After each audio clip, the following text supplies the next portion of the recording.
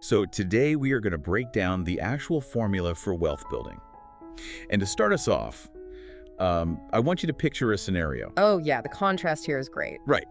So picture a guy driving a brand new, like $65,000 Porsche. He's pulling into the driveway of this massive, custom-built house in a really exclusive upscale neighborhood. Okay, I have the picture. Good. Now take a second and picture another guy. This guy is driving a 3-year-old Ford Crown Victoria, and he's pulling up to a very modest, perfectly average middle-class home. Which one of these two is the actual millionaire? Well, I mean, it sounds like a trick question, right? But the statistical reality is totally undeniable. It is almost certainly the guy driving the Ford. It really is. Yeah, and welcome to another deep dive from Wealth Builder books, by the way. But the reason that feels so backwards to us is because our society has completely confused the performance of looking rich with the actual mathematics of being wealthy. Exactly. We see the Porsche and we just assume wealth. But financially speaking, we're usually just looking at debt, or at least really high consumption. Yeah, we're looking at a huge car payment. Right. So today, we are taking the decades of IRS data and behavioral studies found in Thomas J. Stanley and William D. Danko's landmark book, The Millionaire Next Door.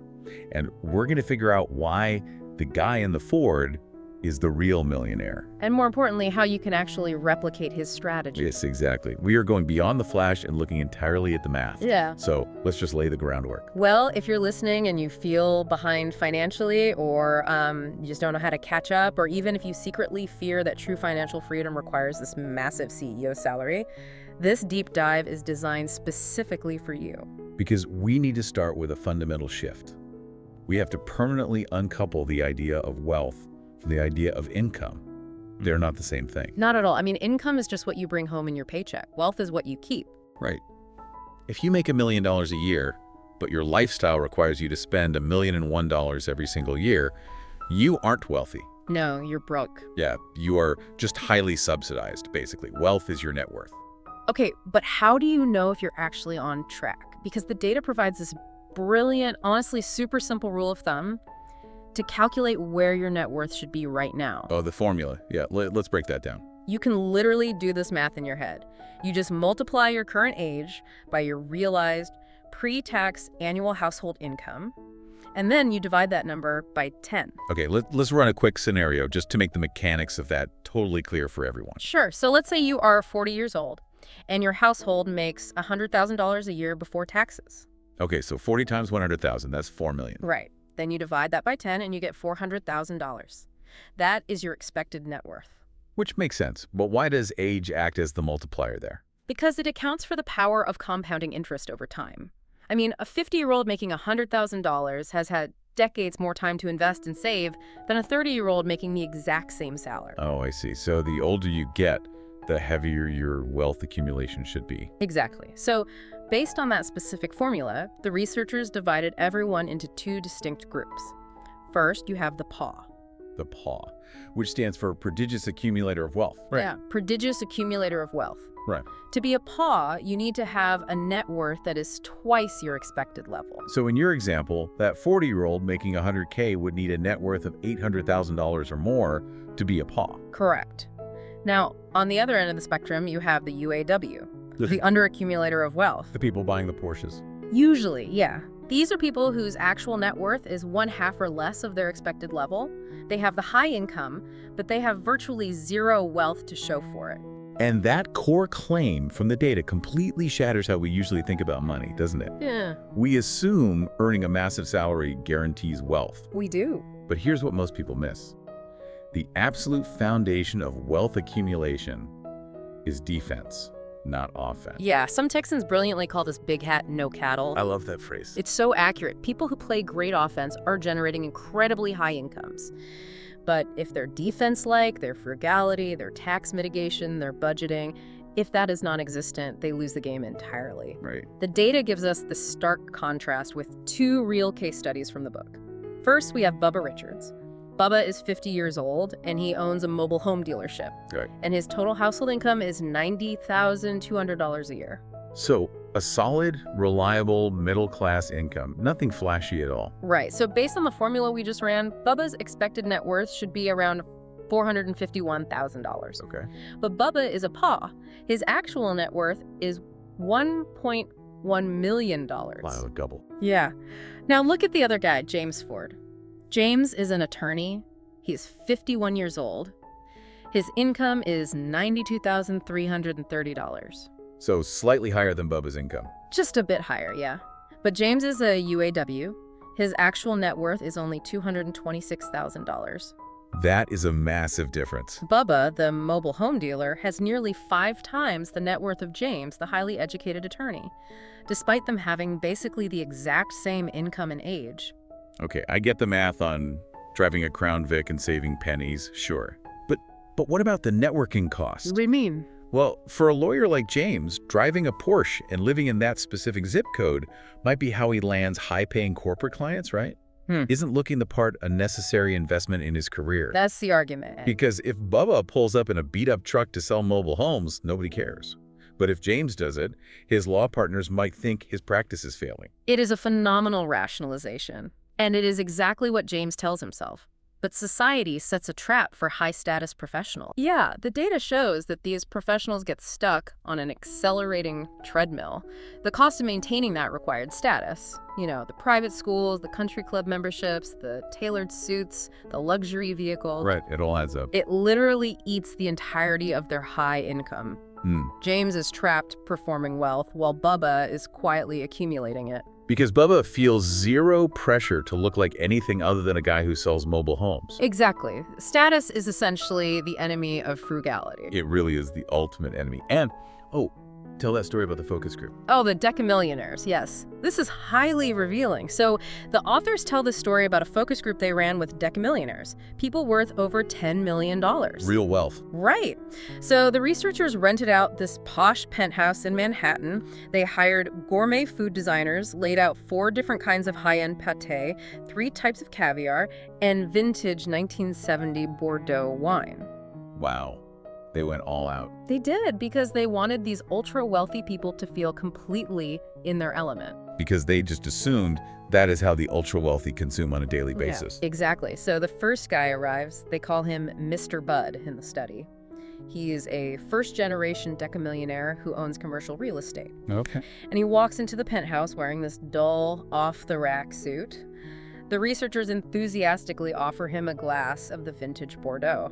And what does he do? Mr. Bud looks at the spread, completely puzzled, and says, "I drink scotch and 2 kinds of beer.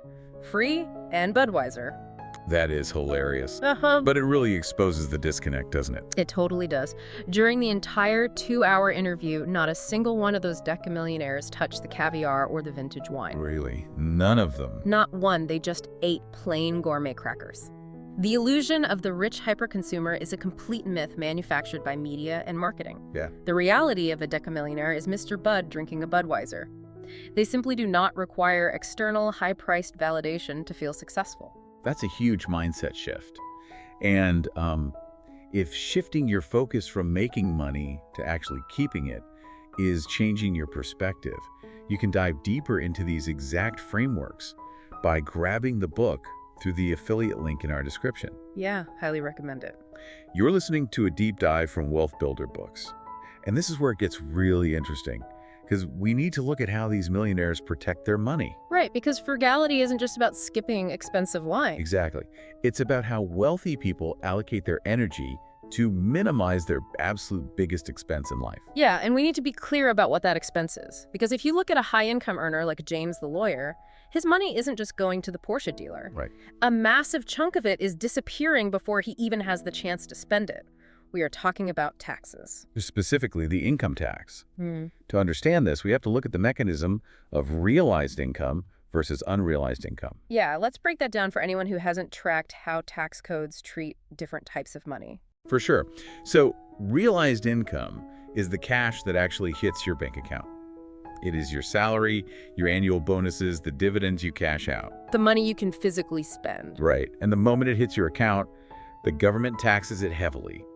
If James wants to buy a $65,000 car, he might have to earn $110,000 in gross salary just to have $65K left over after taxes. Exactly. It's a huge leak. Unrealized income, on the other hand, is when your assets grow in value, like a commercial business you own, a stock portfolio, or real estate. But you don't tell them. Right. Because you haven't sold those assets, you haven't realized the gain. The wealth grows year after year without triggering immediate income taxes. And that's the secret sauce. It is. The data shows that prodigious accumulators of wealth live on less than 7% of their total wealth. Wow, 7%. Yeah. They keep their realized taxable income as low as humanly possible, and they leave the vast majority of their net worth in compounding tax-advantaged assets. So think of your income like water flowing through a leaky pipe. Most people focus entirely on pumping more water in, working longer hours, chasing promotions. Right, playing offense. Exactly. But the truly wealthy focus on sealing the leaks. They engineer their finances to avoid the massive tax leak, so the pressure inside the pipe actually builds up. That is a perfect analogy. And taxes aren't the only leak they seal either. The book identifies a fascinating subgroup they call the used vehicle-prone shopper. Oh, right. These are the millionaires who categorically refuse to buy new luxury cars. Never. They never buy them because they completely understand the mechanism of depreciation. Yeah, buying a new car is rough financially. It really is. When you buy a brand new car, it loses roughly 20% of its value the second you drive it off the lot. Which is just throwing money away. Literally. So the used vehicle-prone shopper buys a quality 3-year-old car, lets the original owner absorb that steep initial drop in value, and then they invest the difference into appreciating assets. That's so smart. And as a result of this extreme defensive strategy, for every single dollar of income they realize, they hold $17.20 of net worth. Wait, $17? $1 of income generating $17 of wealth. That is staggering leverage. Now contrast that with a UAW from the book, a physician they call Dr. South. Yeah. Dr. South is a high earner, but he spends 70 hours a year aggressively shopping for Porsches. 70 hours? Yeah. He studies the models, he negotiates with dealers, he's absolutely obsessed with getting a quote-unquote deal on a massive depreciating asset. Right. But he spends 0 hours a year on a household budget. So he's spending all his analytical energy optimizing a bad financial decision. Precisely. Meanwhile, the data shows that prodigious accumulators of wealth spend roughly 8.4 hours a month planning their investments and managing their household budget. Right, and why only 8.4 hours a month? Because they aren't day trading or trying to beat the market with complex schemes. They're just maintaining the system. Exactly. They are simply reviewing their defensive strategy. They are optimizing their tax allocation, checking their baseline spending, and making sure their capital is deployed in steady, long-term index funds. Which makes sense. Time, energy, and money form a finite pie. Yes. You can spend it researching Porsches, or you can spend it researching appreciating assets. You cannot do both. No, you really can't. But let me challenge that logic for a second, though. Okay, go for it. Let's say these PAWs execute this perfectly. They drive the used Crown Victoria, they budget their 8 hours a month, they minimize their realized income, and they accumulate millions. Right. Don't they just eventually pass all that massive wealth down to their kids? I mean, we're hardwired to want to give our kids a head start. Doesn't that just create a next generation of the exact hyper-consumers we are criticizing? It's an incredibly common assumption, but the authors dedicate a massive portion of their research to a mechanism they call economic outpatient care, or EOC. Economic outpatient care. Yeah, and it is the most destructive force in wealth preservation. Sounds like a medical condition. Well, it functions entirely like an immunosuppressant for your bank account. EOC refers to her property taxes are double what they would have been. She now feels peer pressure to buy furniture that matches the upscale house. Right, and a luxury car that matches the neighbor's driveway. Exactly. She becomes entirely dependent on the parents' wealth to sustain a bloated lifestyle her own income cannot support. The gift artificially inflates her consumption. So, returning to our pipe analogy, EOC is like attaching a massive secondary hose to your kid's pipe that you have to personally keep pumping forever. Yeah. Because their own water supply can't maintain the pressure. That is exactly right. So what do the successful wealthy parents do then? The true PAWs. They teach their kids frugality by absolute example. They do not use their money to weaken their children. That takes a lot of discipline. It does. In fact, many of the most successful self-made millionaires in the study actively hide their true net worth from their children. Really? They hide it. Yeah, they don't reveal the extent of the family wealth until those kids are well into their 40s and have already established their own disciplined, frugal lifestyles. So you are actively protecting your children from the destructive force of unearned status. Yes. Okay, so we have these two immense insights. First, that defense beats a high income. Always. And second, that minimizing taxes through unrealized income, while aggressively avoiding the status gains of new cars and adult subsidies, is the mechanical engine of wealth. Yeah, and when you put all of that together, it means the playing field is far more level than we are led to believe.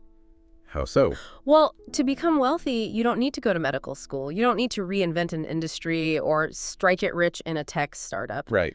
You literally just need to stop caring what your neighbors think of you. You need the discipline to live below your means, seal the tax leaks, and invest the surplus. But I have to ask the honest counterpoint here, because I know some people listening are grappling with this right now. Sure.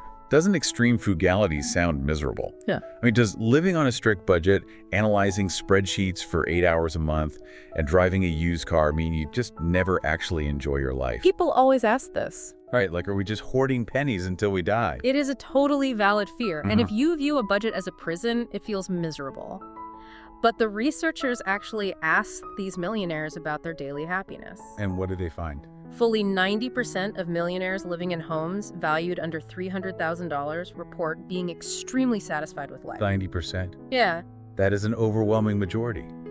But why are they so happy if they aren't spending the money? Because the joy they experience doesn't come from thrill-based consumption. It doesn't come from the fleeting dopamine hit of buying the Porsche. Oh, I see. The joy is in the absolute security of knowing they are financially bulletproof. It is in the freedom of knowing they own their time. That makes total sense. Yeah, because high-income consumers like James the lawyer, they live with this low-level, constant panic. Because if James loses his job, He loses the house, the car, the country club, the status. He is trapped. Financial independence removes that panic entirely. That deep peace of mind brings far more sustained happiness than any status symbol ever could.